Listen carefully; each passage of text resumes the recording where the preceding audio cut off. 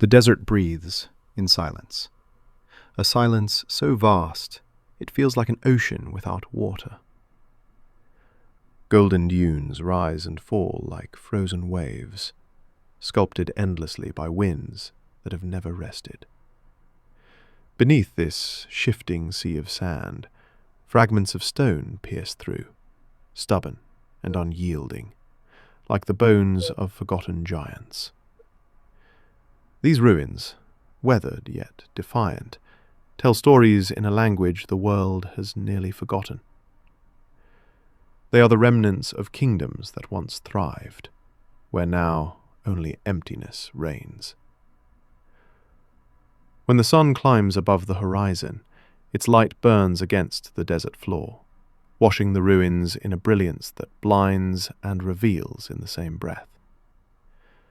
The stones glow like embers, as if still carrying the warmth of those who carved them.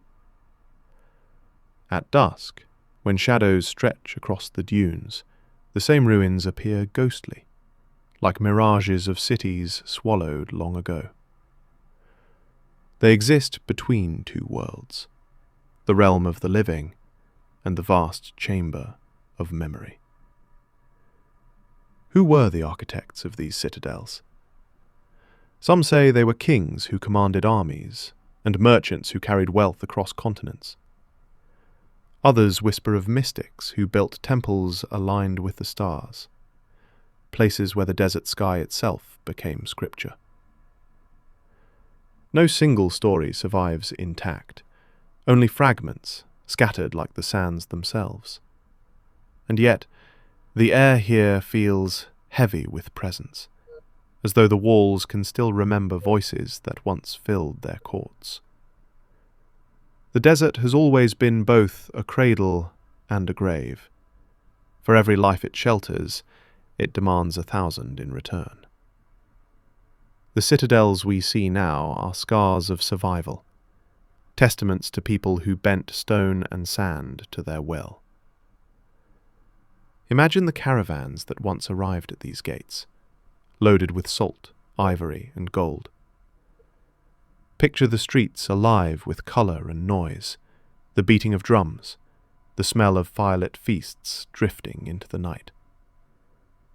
All of it gone, swept away by winds that erase footprints as quickly as they are made. And yet, the wind also preserves. Buried beneath the dunes, carvings remain But survival in the desert was never promised. Empires rose here, luminous against the horizon, only to collapse under the same sun that gave them life. Droughts stretched across decades, trade routes shifted, invaders came and vanished. The kingdoms left behind are now silent bones, their names slipping from history like sand through fingers. What remains is mystery. Broken walls standing as questions carved in stone. And so we walk among them, guided by the desert wind. Every gust feels like the breath of time itself, whispering across our skin, urging us to listen. The sound is not silence. It is a voice, ancient and endless, carrying stories too vast to be bound to paper. In the desert, history is not read.